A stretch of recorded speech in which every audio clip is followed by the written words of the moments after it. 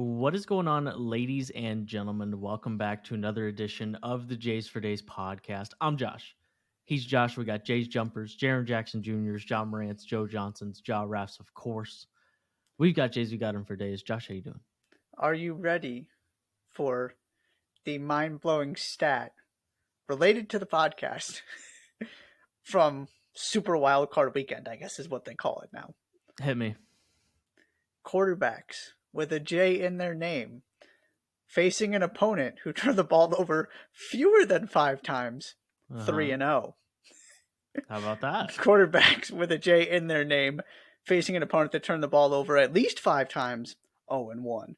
Jeez, that's crazy. I was trying to find which way to spin that all weekend. It was all I could think about, and that's what I ended up on. That's impressive. Because you got back-to-back wins by J quarterbacks on Sunday. Mm-hmm. Daniel Jones, followed by who was the second one? Jeez, because Joe Burrow won the nightcap. Daniel Jones was second. Josh Allen got the first one. Yeah. Poor Chargers. The thing I learned from Wildcard Weekend is that Patrick Mahomes is going to waltz to a Super Bowl. Nobody was impressive. Absolutely nobody. I mean, the only guy that was impressive is the guy who is like Mr. Irrelevant. And Daniel Jones was good, but I am just not convinced that Daniel Jones can lead the Giants all the way through the NFC playoffs. And so it's either like at this point, if you made me guess because of how banged up the Eagles are, I would probably bet on the Giants or the 49ers to make it to the Super Bowl. And I'm just not scared of Brock Purdy or Daniel Jones in the Super Bowl. And just like the Bengals offensive line might be worse than it was last year at this point. Mm-hmm.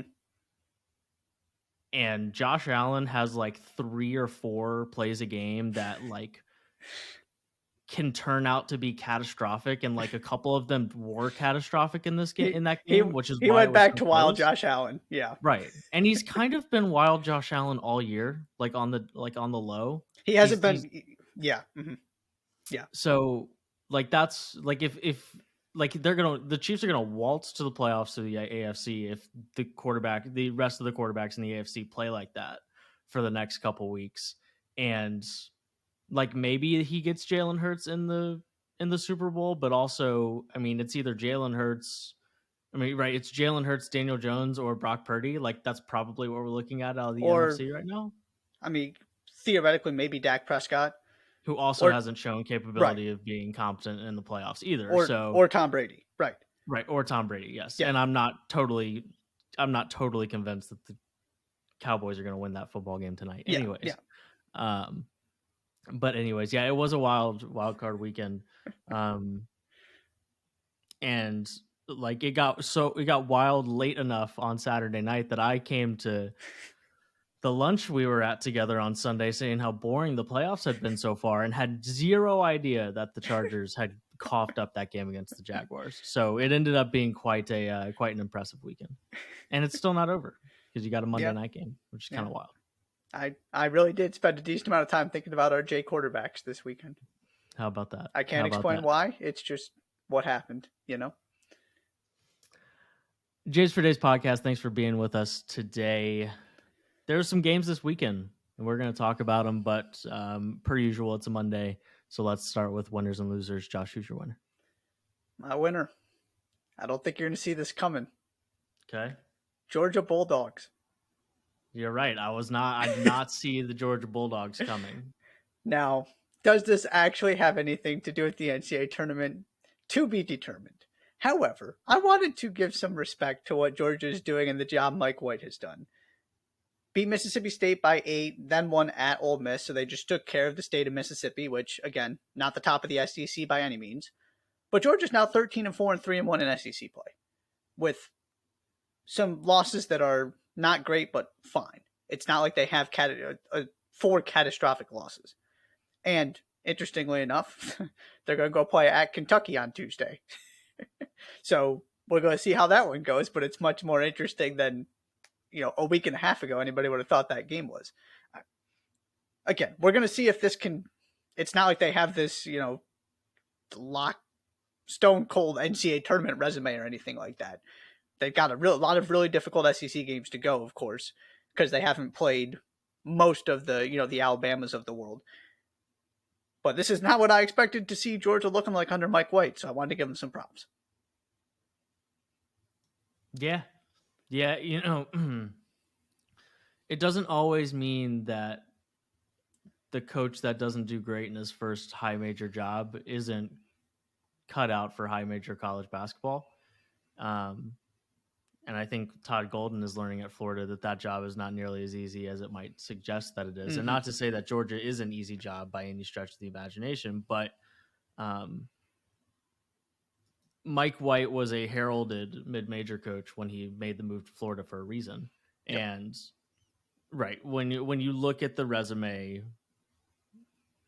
they have an Auburn win. That's probably the best one. Mm-hmm. So, but they're 13-4. They're 83rd at KenPom. And at the very least, to your point, to be determined if it means anything for the NCAA tournament, but they're in position to be in position. Yep. Giving themselves a chance. And last year, that's a 6-26 team, a 14-12 team the year before, a 16-16 team the year before that, and an 11-21 team the year before that. And their highest ranking in any of those years is 95th at KenPom. So they're 83rd right now. It doesn't, it's kind of a mix of in the SEC of like very winnable games. I mean, it looks like they're projected to win maybe just under half of their games remaining.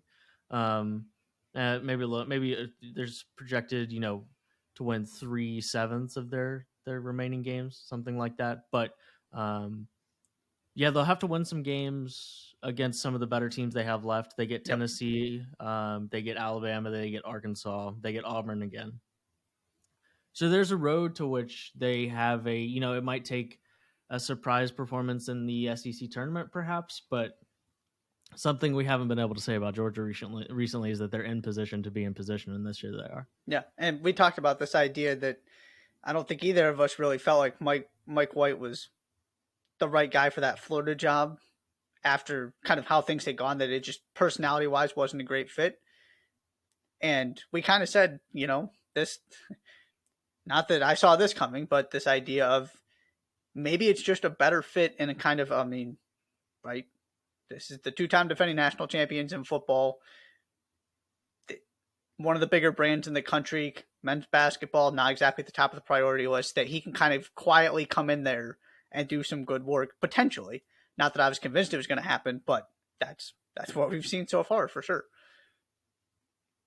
Yeah, it is a pleasant surprise to see Mike White kind of hit the ground running there in Georgia, because there aren't, as rolling as the Georgia football team is right now, there was the exact opposite amount of momentum for the Georgia men's basketball program when he took that job. But nonetheless, he's doing a really, really solid job.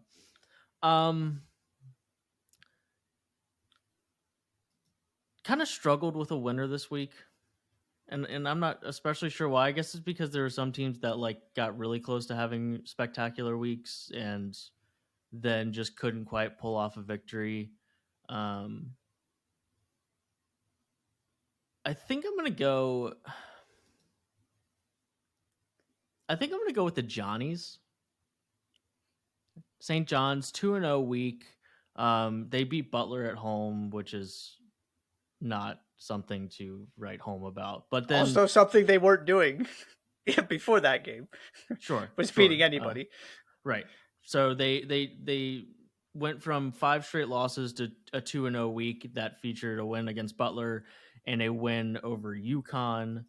They're now 3-5 in the Big East, and 13-6. The resume still isn't where it needs to be. They've still lost all. This was the first time they've gotten a win over a team that was actually a resume building win. They haven't had all that many opportunities. I mean, they had a gauntlet of a stretch where they played Xavier, Seton Hall on the road, Marquette, and Providence in 4 games. And the 5th game that they lost was Villanova on the road.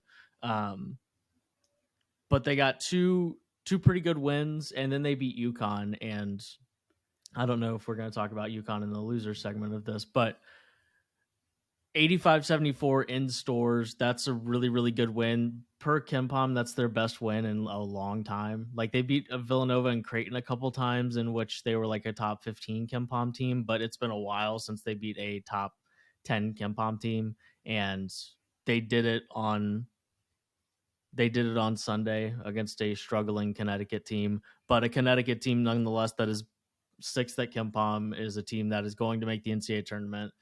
Even after their tough week, is still 15th in the AP poll. That's a win that, and frankly, they're in a much more similar spot than I thought to last year and like preceding years than I thought they were. Because part of my original investigation was, when was the last time St. John's was 3-5 in the Big East? And the answer was last year. So doesn't carry nearly as much weight, but they're 3-5 in their next, 4 games. They play Villanova, Creighton, Georgetown, and Seton Hall, and 3 of those games are at home. Yep. So Creighton is on the road, and that's a game that you shouldn't expect to win. And Creighton got a good win, a big win against Providence over the weekend. But you should expect, if you can go into stores, you should expect to have Villanova, Georgetown, and Seton Hall come into your building, and they should be leaving with a loss. It should be 6-6. Mm-hmm. Right. There's a very real path to 6-6 with no real bad losses. Like we could be sitting here on February 4th heading into a Xavier game for St. John's, in which that would be 16-7, with their worst loss being against Villanova on the road, because their only non-conference loss is at Iowa State. That's not a bad loss. That's not a bad loss at all. That is not a position. And granted, that this rides on the idea of St. John's beating 3 teams that they're supposed to in the next 10 days. And that's a sketchy proposition in and of itself.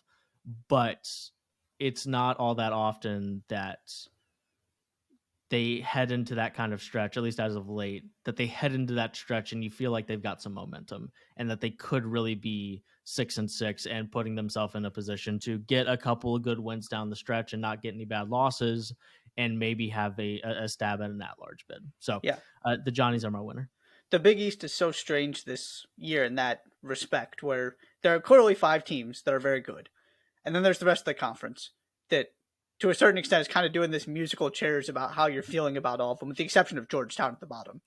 But, it was, St. John's is falling apart. Now here comes St. John's. St. John's is very much looking like the 6th best team in the conference at the moment. And I was going to sort of get to exactly what you did, right? Kind of generally speaking, but specifically in this Big East, for one of the other teams trying to get a 6th bid outside of those 5 teams that seem as close to a lock as you can get to make the turn. I mean, I guess Creighton isn't there yet, but assuming Creighton continues to play well, you got to win the games you're supposed to, which is these 3 in particular, right? You have to win those, and then you got to find a way to pick up 2 or 3, whether they're at home, you just stole one in stores you weren't expecting to get, 2 or 3 of those games, and you're really in business, especially with what St. John's did in non-conference, as you laid out, with just avoiding bad losses. Yeah, the path is there, and that was not something we were talking about a week ago. That's a very good call on your part. Thank you. Who's your loser? There were some very multiple good options. That's what I was going for. I chose the Razorbacks. Okay, yeah. This is now 4 losses in 5 games. We've talked about kind of the issues and part of why, so we don't need to get back into that. Really what I want to talk about is the 8-point halftime lead Arkansas had, thanks to a 7 free throw possession. I don't know if you saw this. They got 7 free throws on the same possession and lost that game to Vanderbilt by 13 points. Again, they were winning by 8 at halftime. And this is where I really started to panic, because they're going to take a beating against the better teams in the SEC, the Alabamas of the world, the Tennessees of the world, just because they're not on their level without Nick Smith and without Trevor Brazile. Mm-hmm. but they're racking up losses at a rate that at some point you got to be able to beat somebody in the SEC. The Vanderbilt game and the way it all played out was a real turning point for me, and the way that it was. I mean, it was a bizarre first half with this whole possession and the technicals and all that stuff, but they were there. They had an 8-point lead, and then not only did they lose, but they lost by double digits in convincing fashion.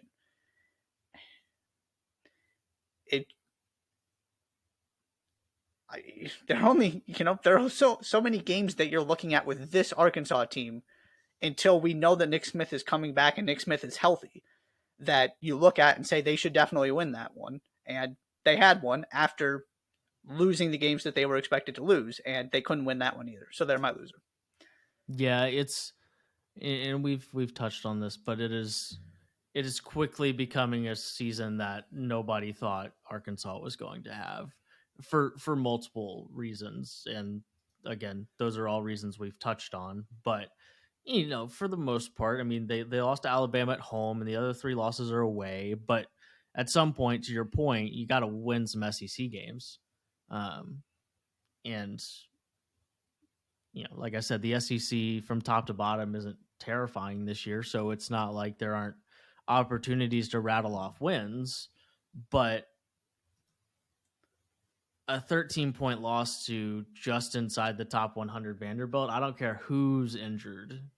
If you're a projected Final Four team before the season starts, you should probably be finding a way to win that game, and they just aren't right now. They're getting absolutely nothing off the bench. Like their depth is shot as a result. I mean, Ricky, RC4 had a good game. Devontae Davis had a good game. Anthony Black had a good game. And the Mitchell brothers had a pretty good game. And they got 6 points off the bench. There's just no support there as a result. Jordan Walsh played 17 minutes, did not score. It's just the margin of error is so small. And then you look on the other side of things and Vanderbilt played 1, 2, 3, 4, 5, 6, 7, 8, 9, 10 players, and all 10 of them scored. So that's just tough. And then, you take into consideration the fact that this just isn't the team that Eric Musselman thought he was going to have at this point in the season. And that's just unfortunate for any coach, but especially for an Arkansas team that fancied being a real issue in the national conversation. And at this point, they just aren't. And that's tough because it's very clear why, and it will never be back to the way we were expecting it to be this season. And I think the other part is just the difficulty in trying to kind of reorganize your team so many times, right? That all of a sudden it's much more, okay, let's play the Mitchell brothers together. And now theoretically you're going to have to reintegrate Nick Smith. That there's just been so many different iterations of this team that didn't know what it was at the beginning anyway, because it's an entirely new team outside of Devo Davis, that there's just no consistency whatsoever. I'm sure that's part of Eric Musselman's frustration is he never even knew what he had to start with. And now he's trying to reorganize everything on the fly with no foundation to sort of go back to and adjust from, because that foundation just never existed because they got hurt so early in the season. Yeah, exactly. My loser is UConn. Couple things here. We've talked a lot about Adama Sanogo and Donovan Clingan, like one of them always being there to be like the guy. And this was one of those games where it was like, oh, right, there is a world in which they both get into foul trouble. The two of them combined had 8 fouls. Donovan Clingan only played 9 minutes in the game. Sanogo was fine, 14 points, 6 of 18. I mean, sorry, 6 of 9 from the field if you include the missed 3-pointer, 8 rebounds. I mean, it was fine, but like you can't lose to St. John's in a game. And because we were harping on last week this idea of like the guard play hasn't been consistent enough. You got a really great performance from Jordan Hawkins. Now, granted, in some ways it was just as inconsistent as we've been talking about, because Tristan Newton and Andre Jackson combined for 2 points in this game. So that's not That's not great. But Jordan Hawkins had 31. So in theory, in a game which you get 33 points from those guards and you get 14 from Sonogo and 16 from Alex Caravan, like that should be enough to beat St. John's and Stores. And it wasn't particularly close to beating St. John's and Stores, which is really concerning. And the other thing here is and really why they're my loser. In a matter of like 2.5 weeks, we've gone from UConn is the best team in the country to UConn is out of the Big East title race. Out. They are just as close to Georgetown at 0-7 in the conference as they are to Xavier at 7-0. Mm-hmm. They're 4-4, right there in the center. They are now only a game ahead of teams like Butler and St. John's. They are tied with a team like Seton Hall. They are closer to those St. John's and Butler's teams than they are to Marquette at 6-2, who's in third. Like, this is over. Mm-hmm. UConn's Big East title chances are over in the regular season, and that is a crazy, crazy proposition considering where we were on Christmas Day with this basketball team, and that was only 21 days ago. 22 days ago. That's crazy. That is a crazy thing to say based on where we were with this team. I mean, there were people. I mean, I would almost argue it was the majority that even when Purdue was number 1 and UConn was number 2, it was UConn is the best team in the country, and they were beating everybody by double digits. It took them like 3 months to be trailing in the second half, and now they just look inconsistent in a lot of different ways, and that's super. I mean, even in the front court, I would rather just always know it's Sonogo who's taking on the main role and Klingon taking on the secondary role. I don't really want to have to decipher halfway through the first half which one of those guys is the guy. Now, granted, I just think we should operate under the assumption. Now, we talked about this last week, that we should just always operate under the assumption that Sonogo is the guy regardless of how many points he has relative to Klingon. But in the front, in the backcourt as well, it just seems like all of these guys that we were so sure on 21 days ago, there are some inconsistencies. The Sonogo National Player of the Year train has completely come to a stop, and it's just a completely different situation in Stores right now, and that is surprising. But right at the center of why they're my losers, because they lost. I mean, the margin of error was that small that if they lost another game they weren't supposed to, they were out of the conversation. And Xavier kept on winning. I mean, Providence, second place is in a shouting distance, I suppose, because Providence isn't also 7-0 on this Monday morning, but it is looking very bleak for UConn, not from a NCAA tournament perspective. That's not what this is about, but from a, this team was national title contenders. And I still think that's somewhere inside this basketball team somewhere, but Big East regular season champs is not. It's over for that aspiration this season. That's crazy to think about. And not only mathematically would it be so difficult to actually talk yourself into how they could do it, I also have zero faith at this point they're going to rattle off 10 straight conference wins, right? The kind of thing that they would have to do to even get back in the conversation. Right. 100%. That I could talk myself into maybe a Creighton at full health doing that or something, or Providence if you get the right, or Marquette if you get the right stretch of games. There's to your inconsistency point, I don't even think that UConn is capable of doing their part of this to even make it interesting. And the other thing I'll throw out there that we talked about from the beginning of these losses, one of the consistencies with this team in the midst of all the inconsistencies is their frequency of fouling people. And I didn't really think that was a big deal. I wasn't too worried about it. It's just another one of those things, though, that you start piling all these other issues on top of it and makes your life really difficult. And that might have to be part of the solution if they're going to figure this out, is that that's actually something that needs to be addressed. I wasn't convinced it was, but when you have these other glaring issues as well, it just all built on top of each other. Exactly. That's winners and losers. Teams that put themselves in good positions, teams that didn't do quite so much in that department. We'll do that throughout the rest of the season until winners and losers becomes very, very obvious in practice. Anything else in that realm before we move on to Saturday's games? No, let's get to it. 4 games. Just a good old-fashioned chit-chat about them. Kentucky versus Tennessee, TCU versus Kansas State, Kansas versus Iowa State, and then Marquette, the Golden Eagles versus Xavier. Jam-packed Saturday, once again, as per usual when it gets to conference play in the college basketball schedule, and this Saturday was no different. Let's start in the SEC. Is that okay? Yeah. Can we start with Kentucky and Tennessee? 63-56 final score. Kentucky in Knoxville gets the win over Tennessee. Josh, I'm going to be honest with you. I'm not sure I feel any differently about any of these teams. Either of these teams. Yeah. I think that's a very, very valid opinion to hold. And let me lay it out. Kentucky got a lot of crap the last week, and rightfully so.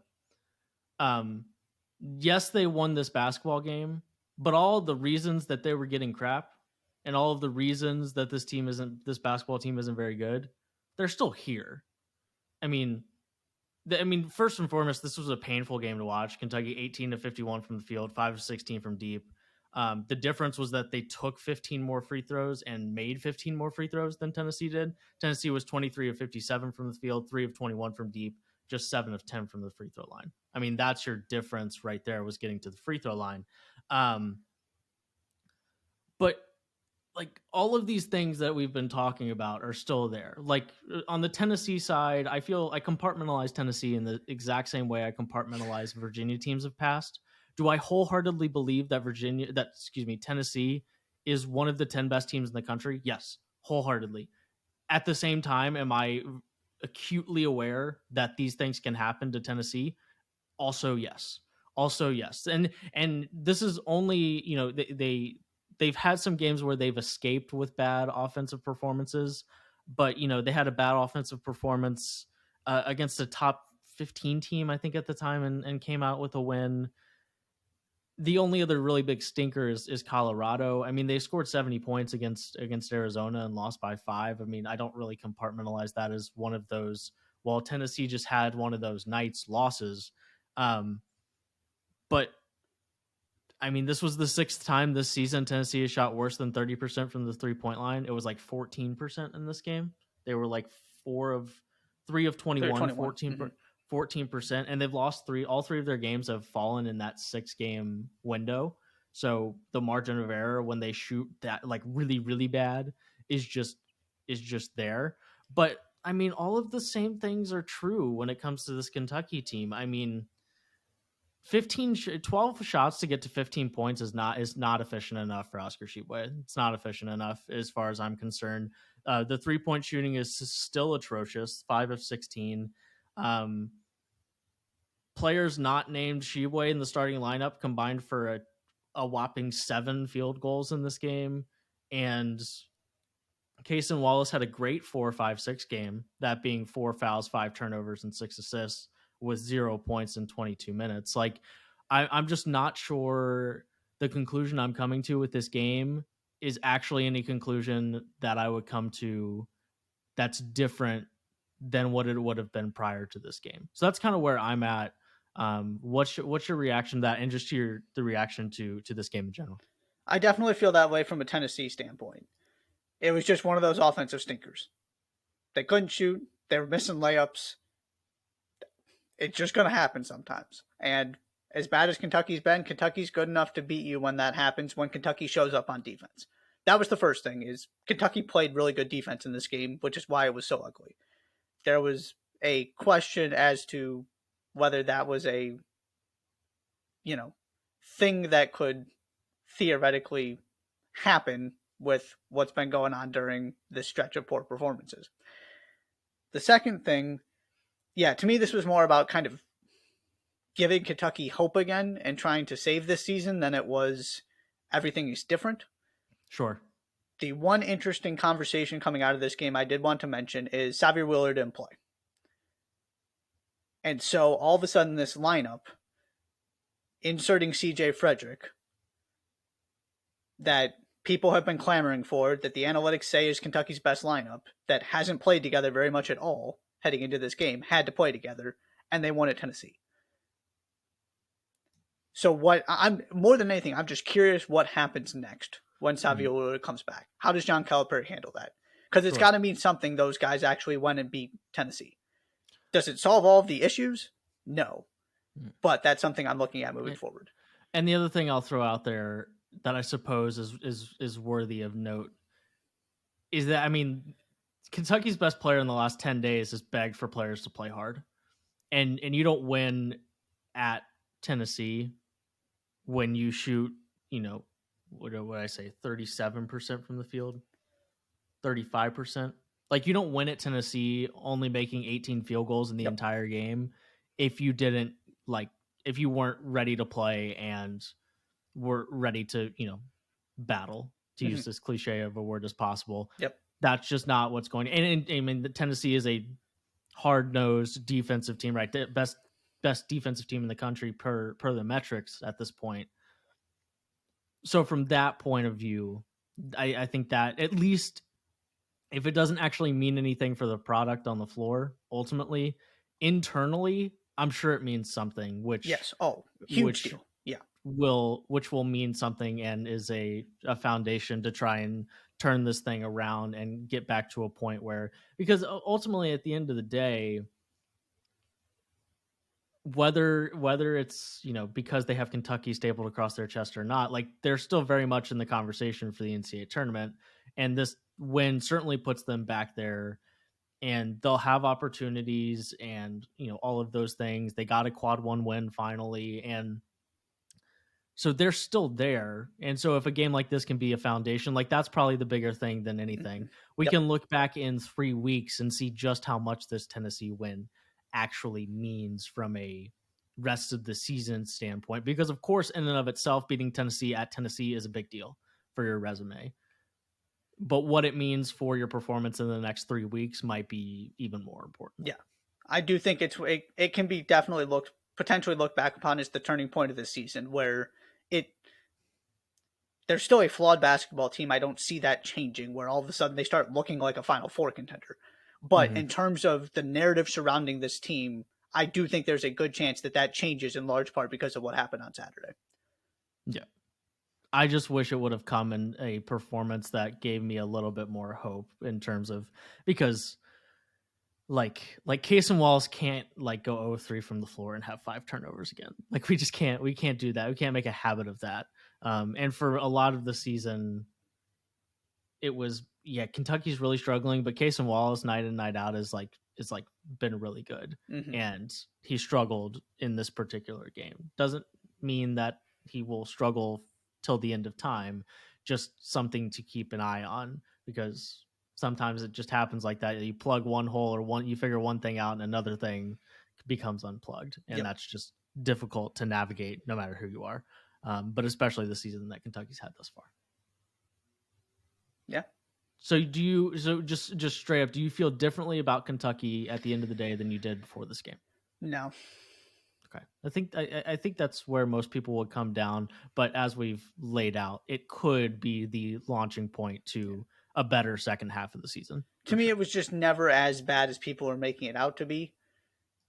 So I'm not going to overreact on the other side and say everything is safe, because you look at the people on that roster and I just can't be stunned that they found a way to put it together for one game and beat a Tennessee team that's suspect to offensive disasters. There was a series of events that could unfold that lead to Kentucky winning this game, regardless of how Kentucky's playing, regardless of how well Tennessee is playing. And they happen to all happen. To me, it definitely is a much bigger deal for Kentucky than Tennessee. I don't really change my overall viewpoint much at all, though. I think I agree with that. Alrighty, Kentucky 63-56 over Tennessee. Maybe the win that reignites their season. Next, In the Big 12, TCU versus Kansas State, 82-68 the final score in favor of Jamie Dixon's TCU Horned Frogs. What say you about a 14-point win for TCU that really came in the first half? They were up by 14 at the break and kind of held on to that lead throughout the second half. The second half was a dead draw, 39 points for each team in the second half. What say you? Yeah, this was not a 14-point game. This was a 20-plus point win that ended as a 14-point win because the game was over. This is about as fun as I've had watching basketball for 20 minutes as I can remember in a long, long time, what TCU did in that first half. Mike Miles just ripped Kansas State apart. I mean, Kansas State kept turning the ball over. This has become my thing with TCU. You turn the ball over, you're done for. You just are. Because they're one of the best transition teams in the country. And you get Mike Miles out running. I mean, they had this one turnover. It was 3 passes, I think, maybe 4 to get it all the way down the court. 3 or 4 passes. The ball didn't hit the floor. It was gorgeous. And I think Mike Miles had 7 assists in the first half. He didn't score in this game because he didn't need to. He just kept running really good offense for them. And so then you 13 scored... and 11. 13 and 11 in this game. You score 82 points while going 3 of 19 from 3. That's... And, you know, sometimes it's not like they haven't been as good defensively as I thought they were going to be. But they still force turnovers, and so they still get out and run, and you're just... it all kind of came crashing down for Kansas State. You're just not...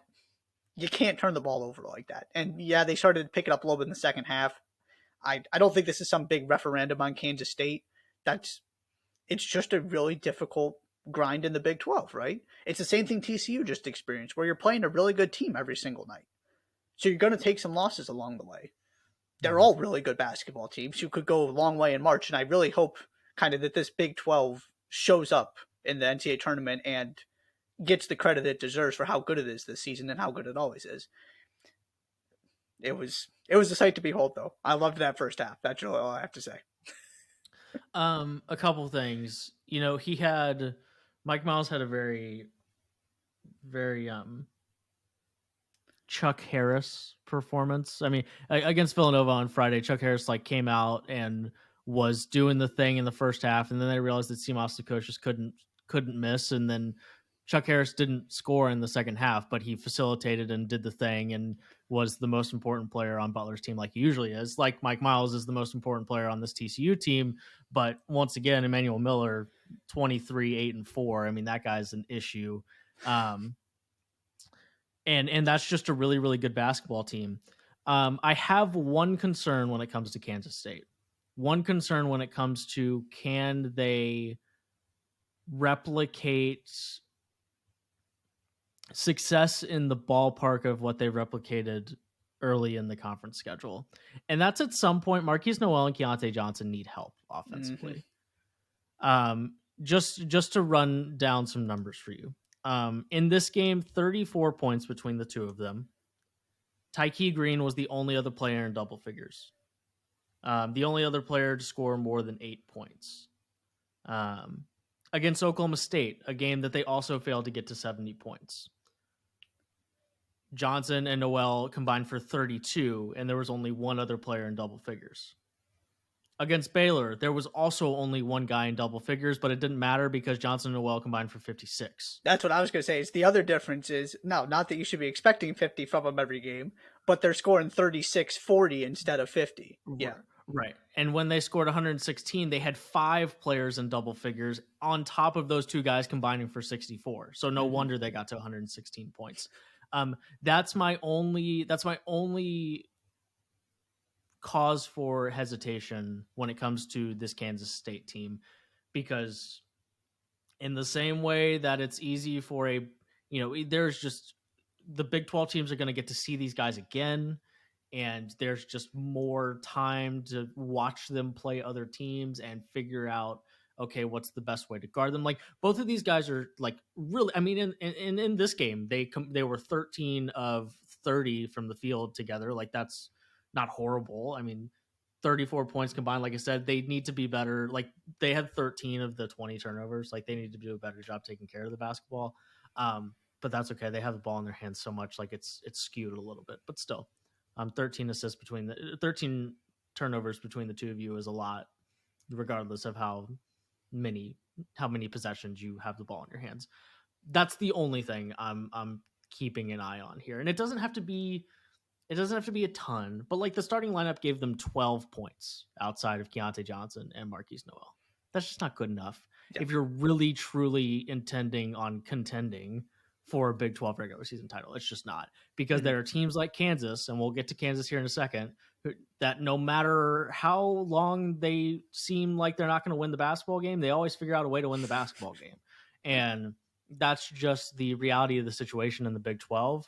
And needing your guys to score 55 combined to beat the best teams in the conference is, I mean, those are two pretty good guys to have to do it, but that's just not a recipe for winning a Big 12 regular season title when the mountains are as tall as teams like Kansas. So that is the only thing I'm keeping an eye on, because it's been the case, even apart from the Texas game, it's been the case relatively consistently that those two guys are carrying an enormous load, which is fine, but they need to have a little bit more support around them to win at this clip for the rest of the season.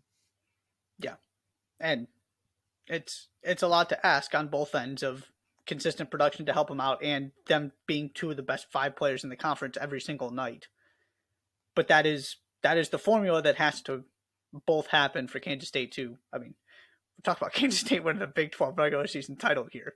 That's the conversation and the evaluation that this team has earned based on what they've done so far. 100%. Anything else on this game? Now let's get to the other Kansas team. Kansas 62, Iowa State 60. Second game in a row that was very much in the air for the Jayhawks. I mean, they had no business coming back and beating Oklahoma. They came back and beat Oklahoma anyways.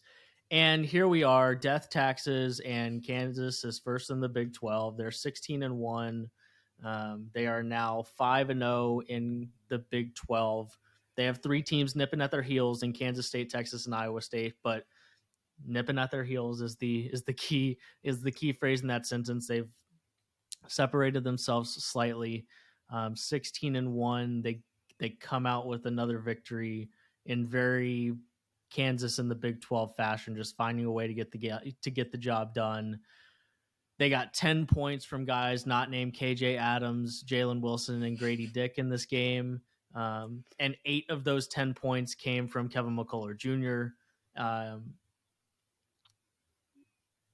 They found a way to win found a way to beat a top 15 team and Iowa State. Iowa State also getting a very similar production performance. Gabe Kelcher, really good game, 23-6. And then the production dropped off considerably pretty quickly after that. Just a grinded out, really tough Big 12 game. What say you about the Jayhawks just kind of doing what they do and finding a way to win an alarming amount of Big 12 games? If I'm TJ Otzelberger, I'm really frustrated. And I'm really frustrated because there were so many times when it looked like they were going to lose control of this game. And the thing that finally did them in was bad decision making. They had a couple bad, with 2 or 3 or 4 minutes left, they had a string of just bad possessions, bad shots. I thought that was going to end the game. Nope, it didn't. They hang in there. They get the ball.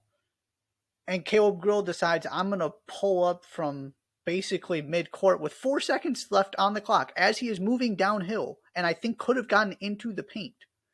I think he had, I'd have to go watch it back and really evaluate it, but it looked like he could have gotten into the middle of the defense, potentially. At least put some pressure on him. With, again, 3-4 seconds left on the clock. He didn't need to shoot it when he did. And he just launched a shot that was never going in. Mm-hmm. From a game plan and an execution standpoint, they simultaneously dominated the offensive glass and kept Kansas out of transition. That is almost impossible to do. And they did it at Fog Allen. And in the end, it just wasn't quite enough because those 2-3 possessions that were going to decide the game, Kansas executed better. It is, to me, if I'm Otzelberger, this is all fixable stuff. This is a game we should have won, which is a testament to how good this Iowa State team is. And also a reminder of how difficult it is to win in the Big 12, because if you don't win the game, Kansas is going to.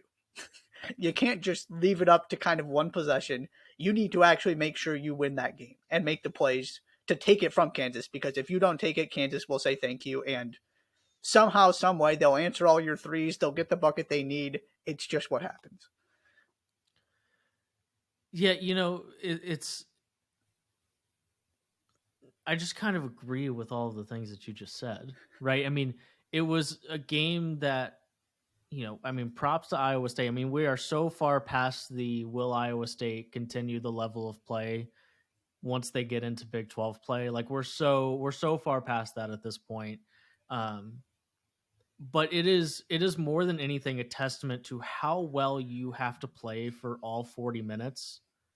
Because if you asked Otzelberger, in a very truthful setting, if he felt like that his team did what they needed to do to win this basketball game, he would say yes. Exactly. And they did pretty much everything they needed to do, except, to your point, execute in the last 60 seconds and just not get, and it's part of playing in Fog Allen. It's easy to get excited. Like, I'm sure, like if you asked Caleb Grill what he was thinking there, he'd probably say, I wasn't, you know what I mean? And yeah, and that's not really a knock on Caleb Grill. That's just the nature of the beast of it taking so much energy and effort to beat Kansas at Fog Allen, even in the days that you execute the way that you wanted to, that when you get a chance to do it, it's just like borderline overwhelming, like just because it's so uncommon. And like you said, I mean, they knocked down, 8 of 20 from the 3-point line, but they only shot 38% from the field, but they found a way to be in this basketball game. They really did. And it was just barely not enough, and against everybody else in the country, it would have been enough. If you execute the game plan to the way that, to the T, the way that Iowa State did, against anybody else except Kansas at Fog Allen in Big 12 play, it would have been enough. And it just barely wasn't. And that's why Kansas wins the Big 12 over and over and over and over again. Yeah, this was honestly one of my favorite games of the season, just from a back and forth standpoint, that every time you felt like, okay, Iowa State gets it to 5 or the game is tied and Gabe Kelcher hits another 3 and silences the crowd, Kansas hits one right back. It was such a emotional back and forth. Everybody had an answer. It was just great college basketball. I mean, obviously from a scoring standpoint, it wasn't all that pretty, but these are the kind of games I love because it was great execution. It was just two really good teams going at it defensively and making life difficult for each other. And you each had a possession at the end. Kansas got a bucket. Iowa State got a terrible shot, and that's what decides it. Yeah.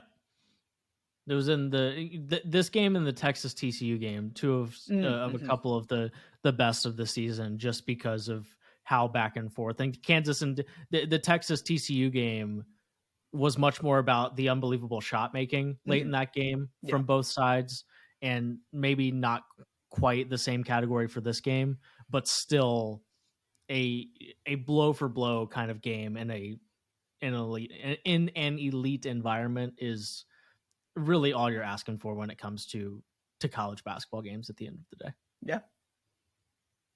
62-60, the Jayhawks. That is my biggest swing and miss from the preseason, was my doubting the Kansas Jayhawks. You win some, you lose some. And at the end of the day, doubting the Kansas Jayhawks in general just kind of fails the out loud test, and you probably shouldn't do it. But I did it anyways, and it has predictably come back to bite me in the backside. Hey, I did the same thing. I'm right there with you. Alrighty. Who did we pick? Did we pick Baylor to win this conference? I did. I think I picked Baylor. I'm pretty sure I picked Baylor. Knowing how I felt about Baylor preseason, I would be surprised if I didn't pick Baylor. But okay, let me find. We got one more game left. This game was on Saturday, right? Sunday. No, Sunday. Excuse me. That's why I couldn't find it in the box score. Sunday, little Sunday afternoon, good beat. I'm a fan of like afternoon Big East basketball on a Sunday. It's kind of, you get your Big Ten games sprinkled in there on a Sunday too, but the Big East had some fun games on Sunday afternoon, headlined by a top 25 matchup between Xavier and Marquette. We've talked about it a little bit in the winners and losers segment, but Xavier getting a win, moving to 7-0 in the Big East Conference, alone atop the league. 80-76, the final score here.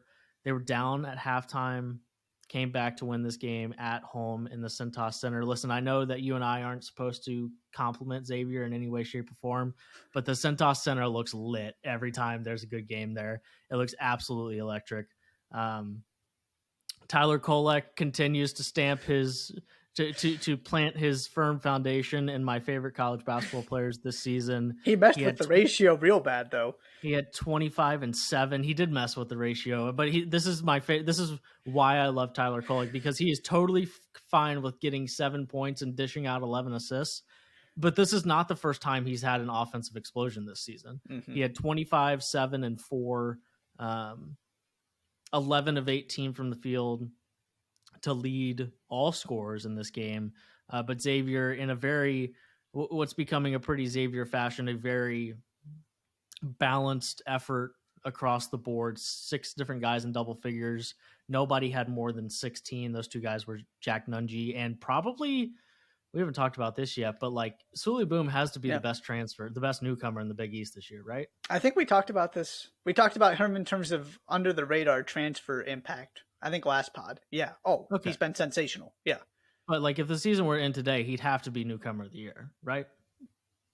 Yeah, I can't think of anybody off the top of my head. I mean, the only other guy would be Shireman, and I think Boom's had a better season than Shireman. Yeah, I would agree with that. Yeah. Not that that's better competition than I was thinking. Right, that's better competition than I was thinking of just immediately. But yeah, I would. Oh yeah, Boom would have my vote.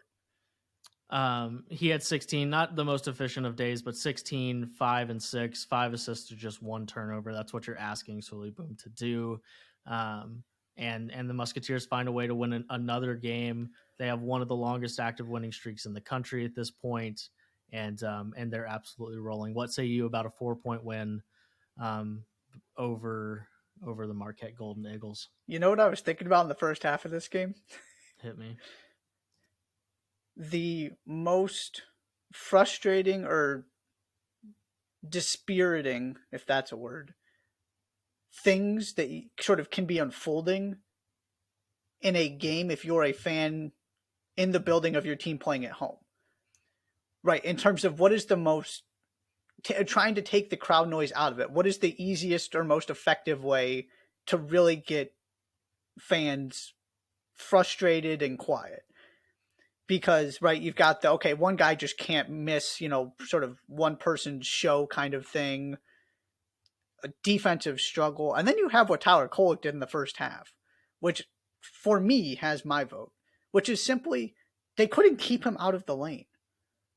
He just, and it's not like he was making tough shots. He just hit layup after layup after layup after layup. It was incredible.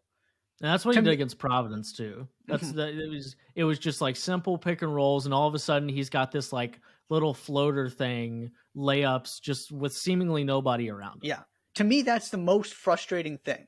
Is just why is this player at the basket again? and the answer is because he's an incredible facilitator. Mm-hmm. Because there's almost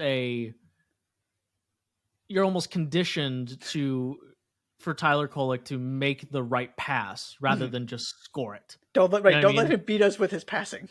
Right, which is a crazy thing to like think about. It's like, hey, don't let him pass instead of letting him just like do layup lines in the middle of our defense. But I think that's a big part of it. Mm-hmm. That they're just assuming he's going to find somebody who's getting a better shot, that as a result, they just kind of the lapses are there relatively consistently. It is not because you're right. It was just kind of like, why is this guy getting another layup? And it was exactly what happened against Providence. He just kind of kept doing the same thing and having a wide open look right in the center of the paint. Yeah. And clearly, whatever he's doing is working. And so that to me was, I just kept thinking about that. That's how you take a crowd out of it. It's just, it seems impossible to stop this guy from getting the basket. Now, second half, different story. They figured it out. And ultimately, then, when Tyler Kolek wasn't getting 20 points off of layups, the offensive glass, the dominance of the two bigs, and a little bit of improved play from the guard position in the second half made the difference. And if Marquette couldn't keep it up offensively, Xavier was going to win this game. You know, neither of these teams are particularly great defensively. They're both really good offensively. And unless, again, it's got to be perfect to beat Xavier at the Cintas Center. Marquette was really good. Marquette was not perfect. What was working in the first half didn't really work in the second half to the same extent. And of course, they you know, it's not like they got blown out in the second half. They kept the game close. They're a really good basketball team. You got to be just a little bit better to beat Xavier at home this season with what Xavier offers you. And so Jack Nungy dominating the offensive glass. Everybody played at least fine to well, right? It wasn't like you said, it was balanced. It's not like Silly Boom had the best game in the world, but everybody delivered the way that they needed to. And I'm really becoming convinced that Xavier's just not losing at home this season. It seems to be moving in that direction. I mean, just for what it's worth, their home games remaining: Georgetown, Providence, St. John's. I like their chances at that one. Their remaining home game. Here's their remaining home games. Just keep in mind they've already beaten UConn, Creighton, and Marquette at home. Oh, they lost to Indiana at home. They've already lost at home. I forgot about that. They did lose to Indiana at home. That's quickly becoming one of the best wins of the season. That's right. Yep.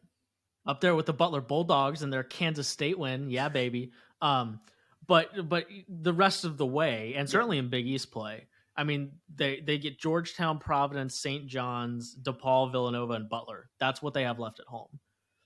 And you're right. I mean, they are very, very hard to beat. This is the first game this season where I came away thinking that they would have lost this game if Sean Miller wasn't their head coach. I really thought, I think they lose this game if Travis Steele is their head coach. I agree. That's a good way to put it.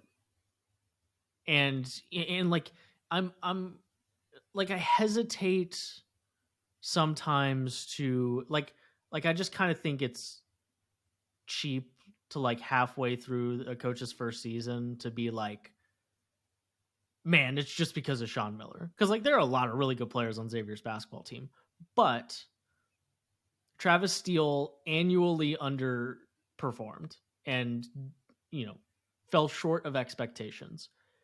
And Sean Miller clearly is not going to fall short of expectations. I mean, we've already overexceeded at some, whatever the rest of the season looks like, whatever the last, 2+ months of the regular season look like, month and a half of the regular season look like, Xavier will have overexceeded expectations unless something goes horribly wrong here.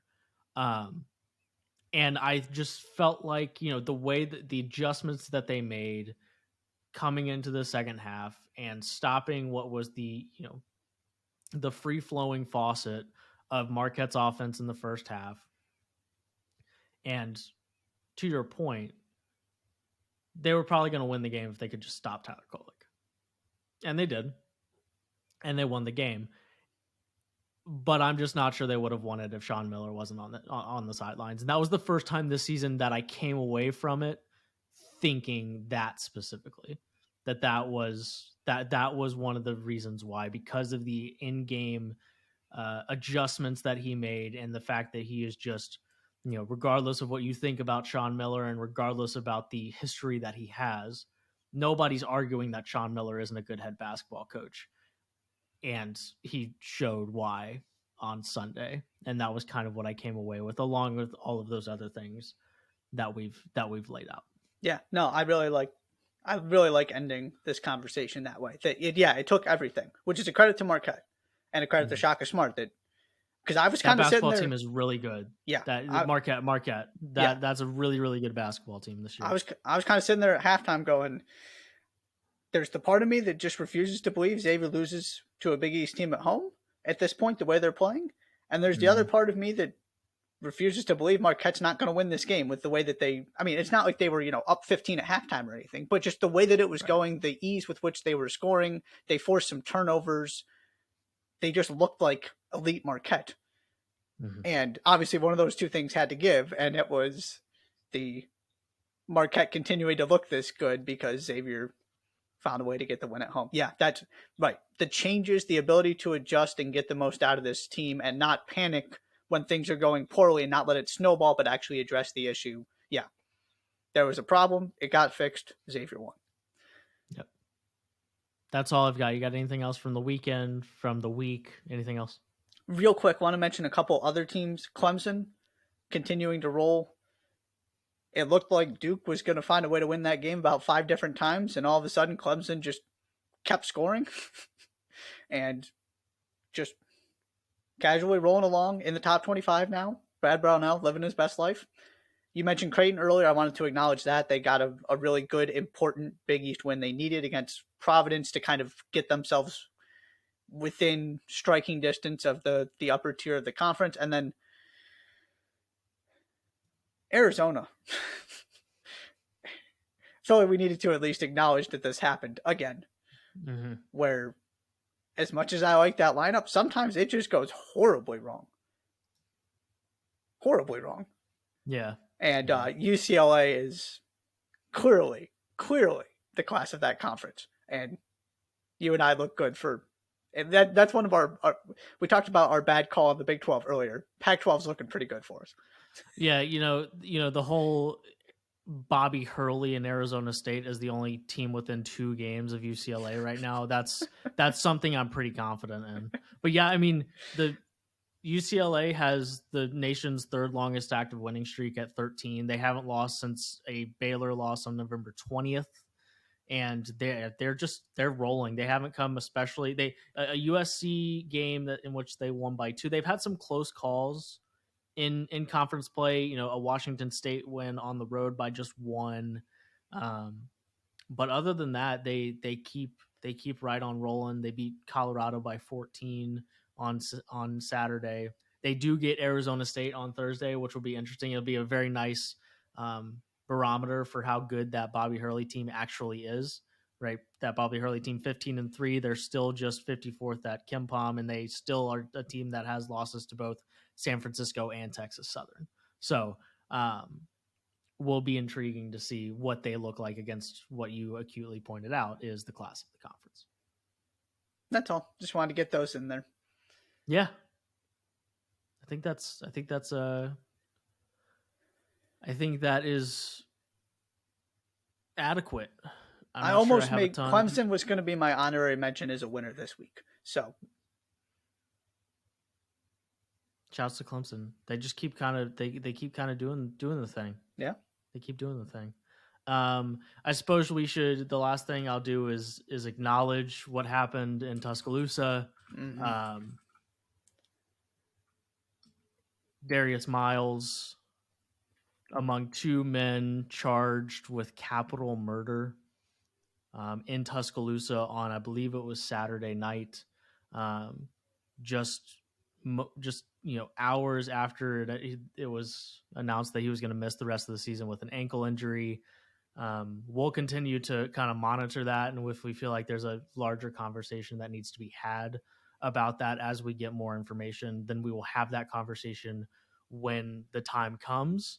But that is not something that we wake up to very often whatsoever, is that not only is there a basketball player connected to a crime of that magnitude, but a basketball player connected to something as serious as capital murder, and which is something that can